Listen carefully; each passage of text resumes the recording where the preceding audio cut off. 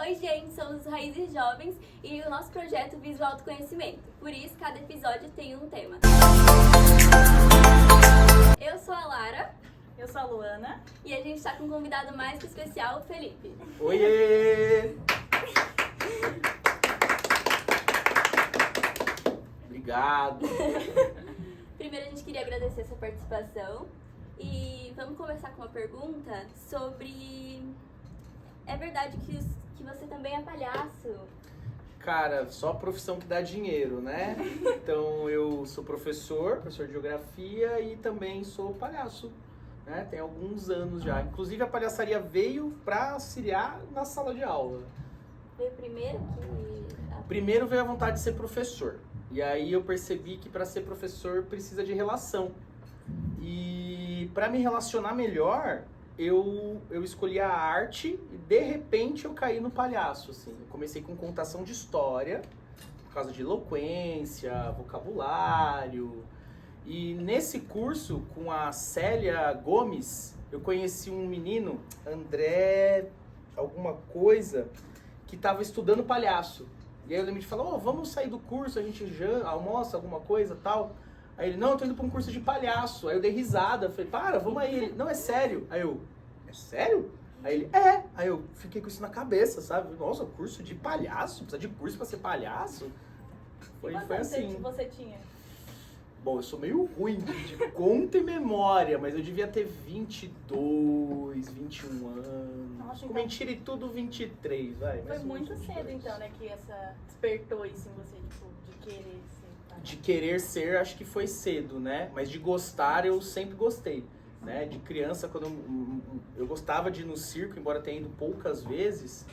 E o meu pai, ele tinha uma, não sei se vocês conhecem, que é um objeto, não trouxe, infelizmente pensei nisso agora, que é um objeto que eles tiravam a foto e você olhava assim, você via a foto de ponta cabeça no objeto, você tinha que virar. Eu vi sabe? isso naquele filme, O Central do Brasil. Que Sim!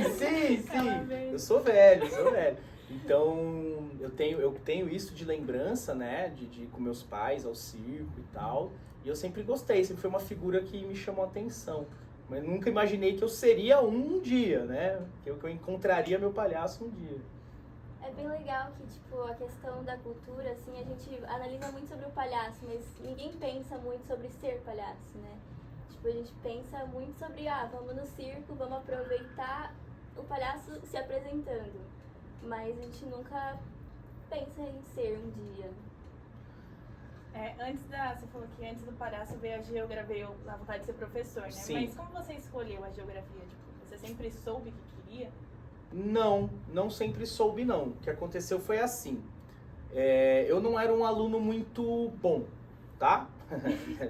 Não era. E aí eu conheci um professor que conseguiu me ensinar. E eu falei, nossa, eu aprendi, que legal. E aí eu comecei a ensinar meus amigos. Eu devia estar no oitava série, é nono ano hoje, né? Tava na oitava série na época, acho que é nono ano hoje, sei lá, me perdi aqui na cabeça. E aí eu comecei a ensinar meus amigos. E aí eu falei, nossa, eu sou bom em ensinar pra eles. Era um professor de matemática, o Lindóia, né? Que me deu as aulas. E ali surgiu uma vontade de ser professor. Minha mãe é professora, minha irmã é professora, minha tia é professora infantil. Então, esse legado familiar era algo comum a mim. Eu via minha mãe trabalhando, me despertou. E aí, com 14, 15 anos, eu falei, eu vou ser professor. E, de fato, passei na faculdade de matemática. Caramba. Aí eu fiz 2 anos de matemática. E no curso, né, de matemática, no Instituto Federal, a gente tinha História da Ciência, História da Educação, Filosofia, Didática, entre outros cursos, que me chamou a atenção a parte humana. E eu fiquei, mano, que legal isso. Só que os meus colegas, eles queriam matemática pura, assim. Eles não queriam ser professor de matemática, eles queriam estudar só matemática. Aí eu falei, não é muito isso que eu quero ensinar isso, né? E aí um amigo meu falou assim, por que você não vai pra um curso de humanas, né? Aí eu falei, pode ser, será que eu presto história? Graças a Deus não fiz isso. E aí no Instituto Federal tinha geografia, eu pedi a transferência interna, tive a minha primeira aula de geografia com a professora Sônia, maravilhosa, e aí meu queixo caiu. Você fez, é isso. isso é muito legal, eu quero estudar isso pro resto da minha vida. E de fato, eu tô há 15, 16 anos estudando geografia. Eu acho que essa questão da família, né, que sua mãe é professora, eu acho que isso é bastante uma influência, né? Porque minha mãe, ela é professora A também. minha mãe também. E aí, legal. eu, antes, né, um pouco do céu, até uns meses atrás, eu falava, nossa, eu quero muito ser professora. Olha! E aí eu não sei se eu ainda tenho essa vontade, né, a gente vai se descobrindo aqui, mas eu acho que a influência de um professor na sua vida é muito, muito, sabe, E tipo significativa. assim, Mudou muito, mudou o tudo. professor, ele é... Praticamente a gente às vezes passa até mais tempo na escola do que em casa.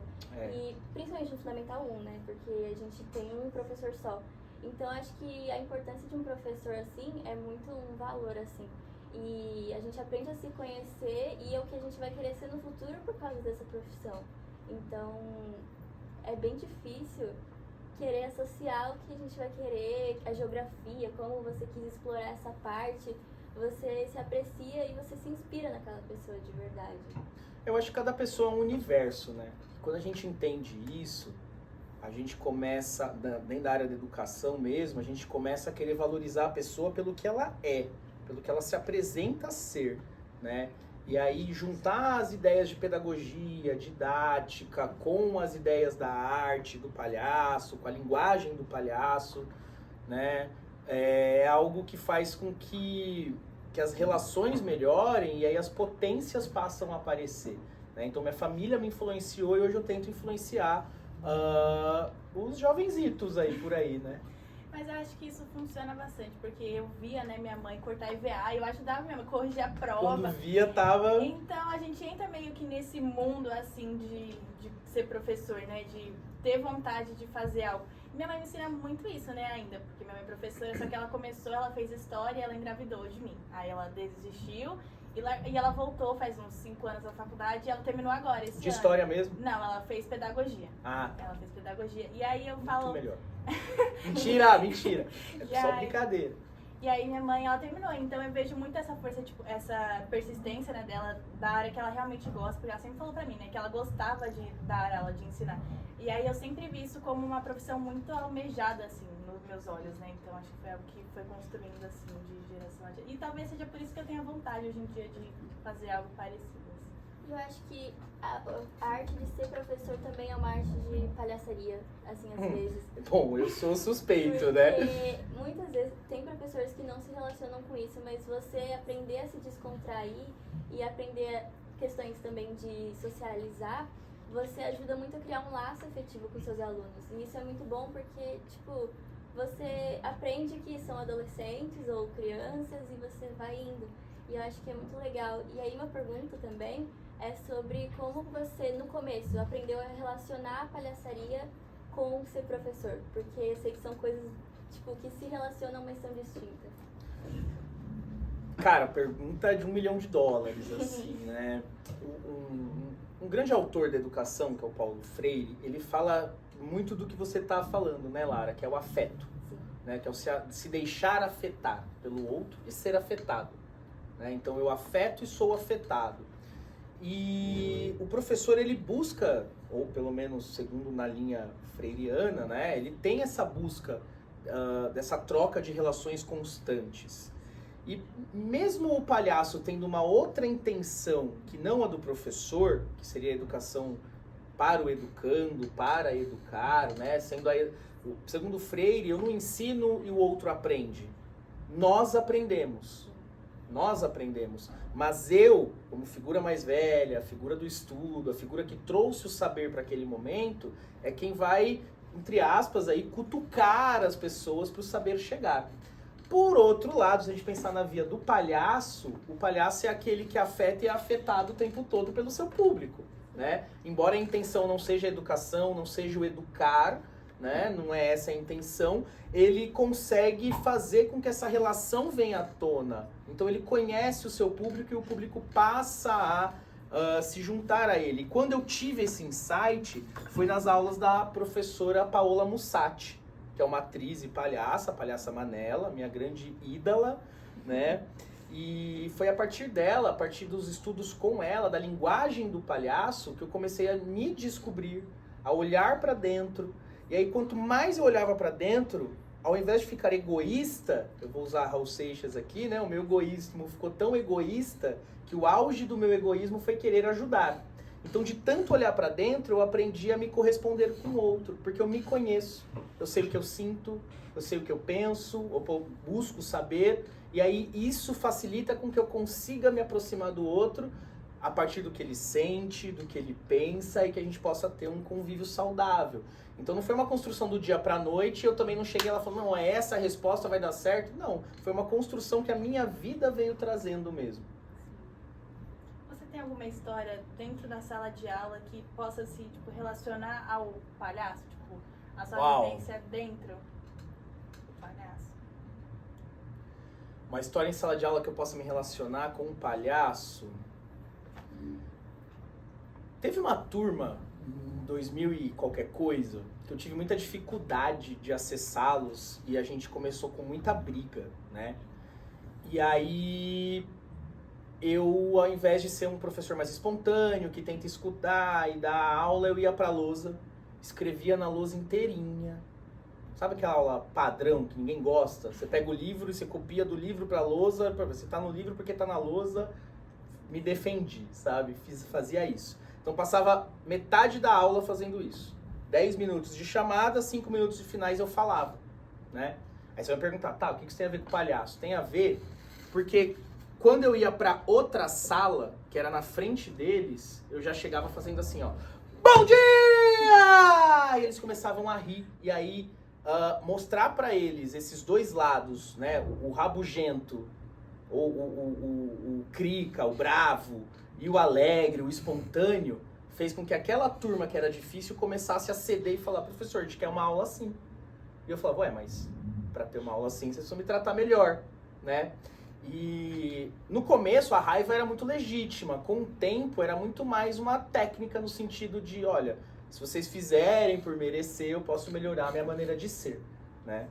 Agora, diretamente, o que eu posso dizer é que nas minhas aulas, a minha cabeça é muito... eu penso muitas coisas ao mesmo tempo, me distraio com muita facilidade.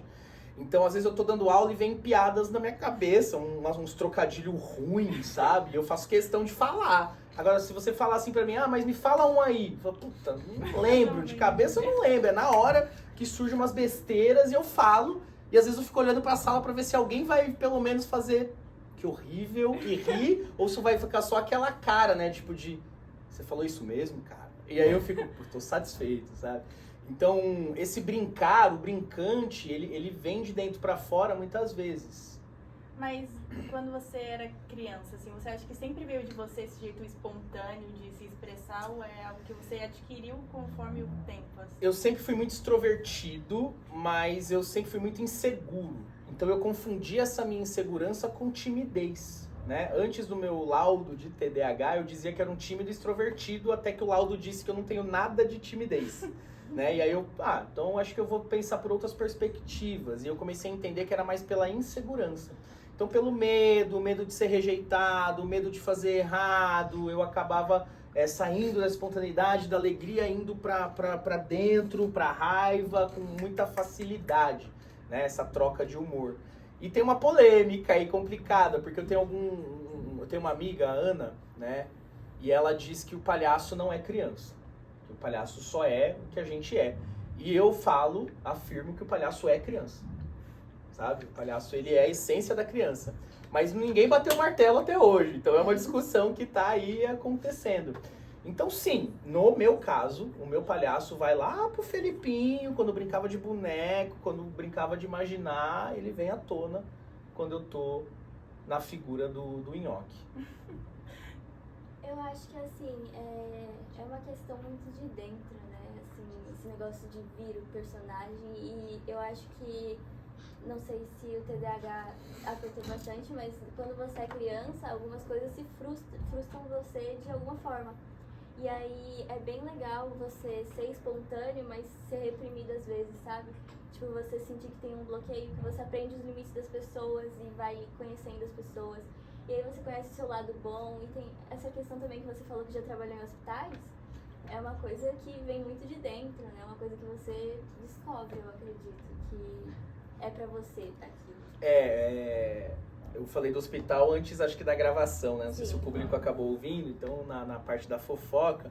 Mas eu trabalhei em hospital, sim, e foi muito libertador, né? Porque o hospital, ele é um ambiente que a pessoa tá vulnerável, tá num estado de abatimento, não é fácil, não é simples, né? E é outro lugar. É outro lugar, não é uma sala de aula, não é a rua, não é o picadeiro, não é um palco de teatro, né? É uma sala, um quarto, melhor dizendo, de hospital. E ali eu fui aprendendo que nem sempre o ser espalhafatoso é o que aquelas pessoas precisam. O que elas precisam volto, né, à relação. Elas precisam de alguém que se relacione, e não necessariamente pela doença que ela tem. Porque ela não é a doença dela. Ela está doente. Por mais que possa ser uma doença terminal, ela está doente. E só para deixar claro, eu não trabalhei com os doutores da alegria, quem dera um dia, né? Mas ainda não cheguei nesse patamar. Os doutores, eles são focados em crianças, tá? E eu trabalhei por um outro espaço chamado Canto Cidadão. E com todos os problemas que aquele espaço tinha, a ideia é que a gente se voluntariasse para adultos. Então o meu contato não foi com criança, meu contato foi com adultos enfermos, né? O que leva a gente para um outro local, inclusive, né? Sim, eu ia falar isso, né? Porque quando você trabalha com criança eu acho que tudo leva num lado muito bom, né? E mesmo adoecidas, assim, eu acho que criança tem uma alma, um espírito diferente, assim. Quando você trabalha com adultos, deve ser bem mais difícil você tirar uma risada de um adulto que tá num estado assim. Então, acho que deve ter sido algo bem profundo, né? Acho que é algo que você tem que gostar de fazer por você mesmo. Assim. E geralmente não é nem querer forçar o riso no outro. É você tá com o seu jaleco, né? Eu trouxe os 3 narizes aqui, né? Esse aqui é o do hospital, porque ele é menorzinho. Esse é o clássico, que foi o primeiro que eu tive. E esse é o meu, do meu dia a dia, né? Do meu trabalho mesmo, na rua, nos palcos.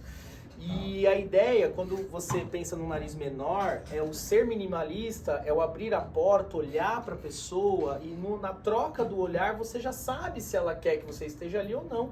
Teve muitos casos que a pessoa lá dentro fazia, olha, não. E aí cabe ao palhaço, ele não vai insistir, sabe? Não, você vai rir, sabe? Não, isso não existe. É tipo, não, opa, desculpa, quarto errado, moço. E aí você vai embora, você aceita, né? Como também outras pessoas, de tanto bater na porta dela, um dia ela falou, tá, entra, vai. E aí no fim acabou o dia a gente rindo. Aí você falou, mas você contou uma piada? Não, eu escutei, eu sentei e escutei ela contar as histórias dela de quando ela era criança. Eu não fiz nada, eu só escutei. É muito louco isso, né? Então não precisa dar bexiga, não. Às vezes você só precisa de alguém que põe a mão no seu ombro e escuta, pode falar, sabe?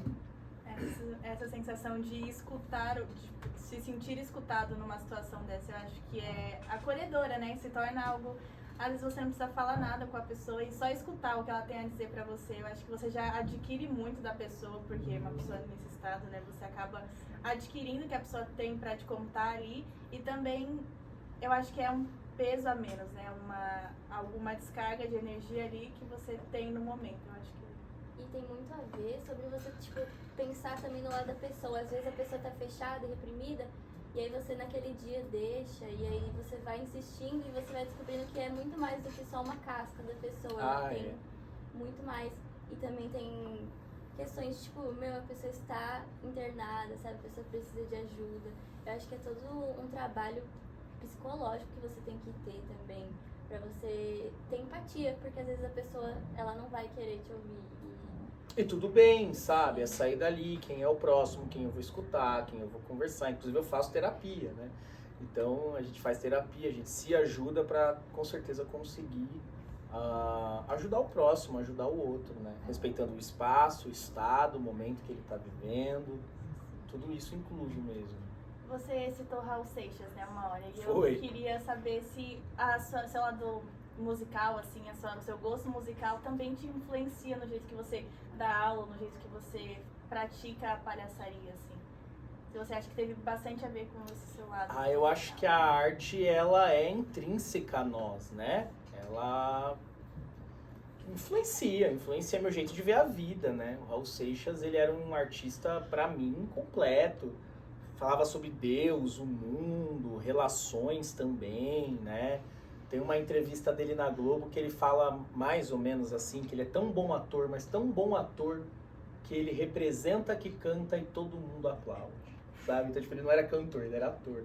E eu acho isso fantástico, esse brincar dele, porque a arte, de fato, ela é um potinho que vai se misturando as cores, é aquela massinha que se você juntou, ela não solta mais, né? E assim você vai remodelando as questões. Eu tenho uma vergonha, que é cantar. Tenho muita dificuldade em cantar, eu não consigo. Vamos no karaokê? Eu falo, não vamos não, né? Então, aí você fala, pô, mas palhaço, você vive sempre um monte de coisa ridícula, você se expõe. Pois é, na hora de cantar é algo que nem o Nhoque consegue, né? Nem o Nhoque consegue, assim. Então, eu, Felipe, tenho essa dificuldade. Nas intimidades, você vai me ouvir cantar, né? Você tá na minha casa, eu tô tomando um banho, você vai me ouvir cantar no chuveiro. Mas tirando isso, eu tenho essa dificuldade. Então, a música me influencia muito pela letra, muito pela melodia, mas não é algo que eu acabei explorando, treinando e tendo essa capacidade, esse dom, né, de produzir, não. Eu acho que eu escuto Raul Seixas, né? E aí, escutando, eu lembrei um pouco de você, assim, porque tem músicas do Raul que ele é totalmente profundo, né? E você fala, caramba, esse cara é um gênio. E aí tem músicas que é tipo, sei lá, Rock das Aranhas, que ele fala algo totalmente... Por que você tá falando isso? Sabe? E aí eu associei um pouco, porque você, nas suas aulas, você explica muito bem, assim, o seu conteúdo, né? Que é a geografia, mas você também associa coisas muito distantes, assim, a gente vê como tudo isso se interliga de uma certa forma. Então, quando eu pensei isso, eu falei, nossa, é o Felipe total, assim. Que bom isso. E aí eu acho que esse lado de arte mesmo, né? De se conectar com algo que não seja 100% poético, assim, que nem essa música, né? Rock das Aranhas, é algo totalmente, sabe? Mas é muito interessante porque tinha uma história também por trás e tudo mais. Eu vi uma entrevista dele falando, né? E aí você fala, tudo que ele fazia, ele sabia como fazer e se expressar diante a isso. Então eu falo, foi um artista completo, antenado, ele conseguiu trazer muitas coisas de fora para dentro do Brasil, as coisas explodiram de alguma maneira, né? Essa música, não sei se ela passaria nos dias de hoje, pelo crivo moral, né? Mas é uma música que na época da ditadura militar, por exemplo, a falar sobre a aranha num contexto sexualizado, os militares não queriam isso por conta dessa moralidade, né? E é muito louco, porque se você vai ouvir a música, fala, nossa, que cara machista, que coisa escrota, né? Mas ao mesmo tempo era alguém debochando meio que daquela ação, daquela atitude. O Raul era um cara que conseguia ganhar corações, né? Então, às vezes ele tava... Isso, histórias quem conta é Silvio Passos, Elton Fran, né? São os caras que andavam com o Raul, que contam histórias. E eles diziam, né, que o Raul, às vezes, ia em bar lésbico. E as lésbicas pediam essa música, sabe? Então, assim, por mais que seja uma música... Você fala, nossa, se você parar pra pensar, é uma música machista. Ao mesmo tempo, é um deboche ao machista, ao sistema, sabe? Sim. Então, ele sempre teve essa particularidade. E aí, talvez por ser fã, né? Não tenho certeza. Mas até essa música mais boba, eu acho ela profunda também. Saca? Então, por mais que você tenha um Guita e você tenha um Rock das Aranhas, pô, o Guita é muito mais profundo. Existe aqui alguma coisa, um deboche social, uma ideia. E aí, de fato, nas minhas aulas, muitas vezes eu trago um sarcasmo, um deboche, uma crítica ao sistema da educação, às escolas, ao Brasil, aos governos, e nem todos os estudantes pegam. Às vezes eu sou explícito, eu falo mesmo, e às vezes eu faço um comentário para ver se quem que acende, sabe? Quem olha para aquilo e fala, ele tá debochando ali, sabe?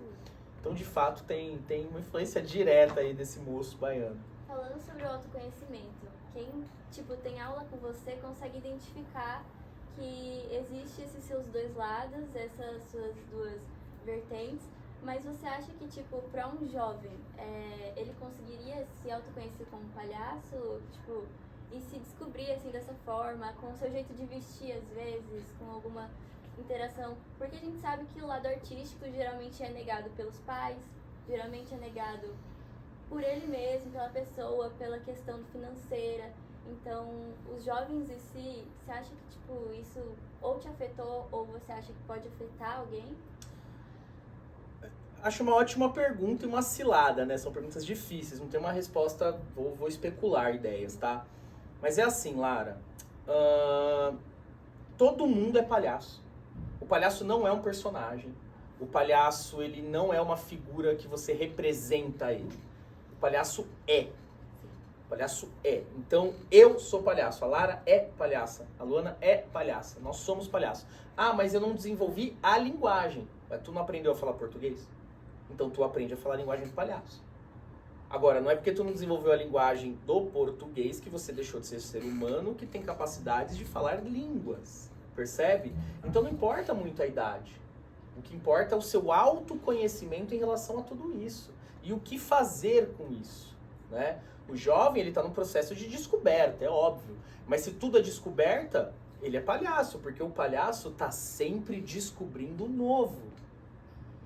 Para o palhaço, as coisas não são exatamente o que elas são. Elas podem... É igual uma criança. Aí eu volto para minha defesa, né? Tudo bem que tem gente que não concorda com isso. Mas a criança pega um lápis e o lápis vira um avião. Não é mais um lápis, esquece, isso aí não é lápis, é um avião. Então, o palhaço tem essa capacidade de descobrir as coisas várias vezes. A mesma coisa ele descobre por várias vezes. Um adolescente que está descobrindo o mundo, o palhaço dele está ali, né? Inclusive, eu acredito que, a partir dos estudos da linguagem do palhaço, esse jovem vai ser mais saudável em relação às suas próprias descobertas. Porque se é uma fase difícil de entender quem você é, o que é o mundo, o que o mundo quer de você e o que você quer que o mundo seja, tudo isso é uma dificuldade, poxa, o palhaço ele te ajuda a descobrir. Eu acho que levar a vida dessa forma, né, que você falou, do que o palhaço está na gente mesmo, deve ser melhor, né? Porque às vezes a gente não percebe, né, isso que você falou, assim, que o palhaço está dentro da gente, assim. E aí quando a gente é jovem, é tudo uma bagunça, né? Completa. Imagino. Tipo, a gente faz tá alguns milhares de anos, tá, Luana? Que eu deixei de ser jovem. A gente tá se descobrindo ali todo dia é um sentimento novo ali, né? E aí a gente fica meio, sabe, pilhado com o que a gente é realmente. A gente tenta se descobrir todos os dias. Mas quando a gente leva pra esse lado, assim, de ser criança e voltar um pouco, sabe? É um pouco melhor, assim. Eu tenho uma irmã, né? Ela tem 9 anos. E aí eu chego em casa muito brava, às vezes, tipo assim, nossa, eu tenho tanta coisa pra fazer. E ela tá lá brincando com, sei lá, papelão e fazendo um foguete, falou, sabe? E aí eu brinco com ela, falo com ela fala assim, é uma forma mais contraída deles levarem, assim, eu acho isso. Eu acho que a gente não pode perder também, né, essa criança que a gente sempre tem dentro da gente. Eu não lembro qual autor que fala agora, eu tô tentando lembrar, eu não consigo. Talvez eu lembre até o fim do nosso diálogo aqui. Mas eu lembro, por exemplo, a Paula Mussatti falar isso em aula, por exemplo, acho que já é uma boa referência, que a gente tem que observar de fato as crianças, né? Porque o palhaço tá ali. A Paula não tá defendendo que todo palhaço é criança que nem eu, tá? Mas ela tá dizendo que o palhaço tá ali naquele... Dos 5 aos 9 anos, aos 7 com certeza, o 7 sendo o auge, é o palhaço em pessoa. Porque uma criança com 5, 6 anos faz coisas e a gente fala, ai que fofo, e ri. Uma criança de 9 anos faz as mesmas coisas, a gente já começa a olhar e falar, isso não tem mais graça. E é ali que o palhaço fala, descobre a tristeza. Fala, mas eu divertia todo mundo fazendo isso. Por que ninguém se diverte mais? Né? Então o palhaço está nessa descoberta também. Aí você falou sobre sentimentos. Cara, ter consciência dos seus sentimentos é a melhor coisa. E é difícil. Às vezes você falou, chega em casa irritada, cansada. Por que será? Será que foi o dia? Né? É o cansaço do transporte? Pode ser. Ou foi uma palavra atravessada, uma falta de um bom dia, sabe? Você queria ver alguém que você não viu. Tudo isso influencia. E aí você tendo consciência e fala... Às vezes você só tá irritado. Às vezes você para e fala, não, peraí, eu tô irritado porque eu tomei bronca do professor. Então eu tenho motivos para estar irritado, porque eu não estava fazendo nada, mas ele brigou comigo, achei injusto. Então assim, quando você começa a despertar essas consciências, a gente melhora a nossa própria relação consigo mesmo e com o outro, né? E o palhaço é justamente essa descoberta, é esse olhar para si, né? É ter a consciência do que o público gosta ou não gosta. E a sala de aula é o meu público.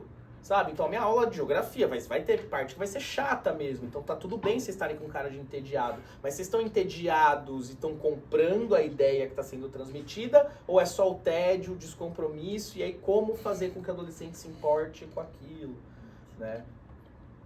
Acho que a questão de ser palhaço é descobrir a tristeza também, né? Porque tem coisas que afetam a gente no dia a dia e... É muito legal aquela frase lá que a gente tava falando antes do podcast, mas sobre todo mundo o palhaço fazer todo mundo rir, mas quem faz o palhaço rir? Porque é uma questão de você querer fazer o bem e às vezes tá tudo horrível na sua vida e tipo, você descontrair, esse lado mais descontraído seu, eu acho muito... Cara, o mundo ele é meio cruel, né? Meio não, ele é cruel, assim. A gente vê maldades, a gente vê uma chacina agora no Rio de Janeiro. Então a gente percebe essas questões e se você não se deixa afetar por isso, eu acredito que você tá doente, sabe? Você tá num mundo complicado e você não se afeta por isso, você tá doente, né? Aquela pessoa que é triste o tempo inteiro, tá doente. A pessoa que tá alegre o tempo inteiro, tá doente também. Então, com certeza, a tristeza, ela é um percursor, né? Uma força... que empurra a comédia, o humor, o palhaço, tentar tornar as coisas leves, né? Mas nem sempre indo diretamente para crítica, às vezes uma bobice, né? Eu gosto de falar a palavra bobice, né? Uma bobagem, uma besteira, uma coisa leve, aquela coisa bem Chaves, né? De pega a lata, derruba a lata. Quem nunca passou por isso de verdade no mercado? Sacola rasgou, o tomate rolou, quando você vê você tá pegando tomate, mas tá caindo leite. Você fala, caramba, eu pareço Chaves. Então, essa coisa do cotidiano, ela traz o humor, ela traz esses momentos. Então, da tristeza, a gente consegue plantar o riso. Bom, a gente queria muito agradecer por você ter participado do nosso podcast. E como agradecimento, a gente comprou um presente. Ai, que fofinho! Eu que agradeço. Ai, gente, é de comer. O melhor presente do mundo é aquele que come. Espero que você goste. Não, já gostei. Eu sou muito faminto. E tem uma caneta linda. Ah, eu amo canetas. Eu perco em 2 minutos, mas eu amo todas elas. E essa é daquelas que eu mais gosto de escrever. Agradeço muito vocês. Um chamate pra ele. Esqueceu. Um chamate? Você Porque eu sempre venho com o chazinho? Ah, é muita fofura, não me aguento. Mas tem aí o lado da doçura do palhaço Nossa, e a caneta muito obrigado. do professor. A gente Obrigado. Gente, que lindo. Vou comer, não vou dividir, tá? Tá Vou bom, comer tá sozinho, bom. tá bom? Muito obrigado, meninas, por me trazerem, pela confiança. Acho o trabalho de vocês muito bom também. Quero que esse podcast seja o primeiro de muitos. Aliás, o podcast pode ser um só, né? Mas o episódio que seja o primeiro ou o segundo, aí, terceiro, sei lá, de muitos que venham pela frente, tá? Obrigado. A gente que agradece. E esse foi nosso podcast. Tchau!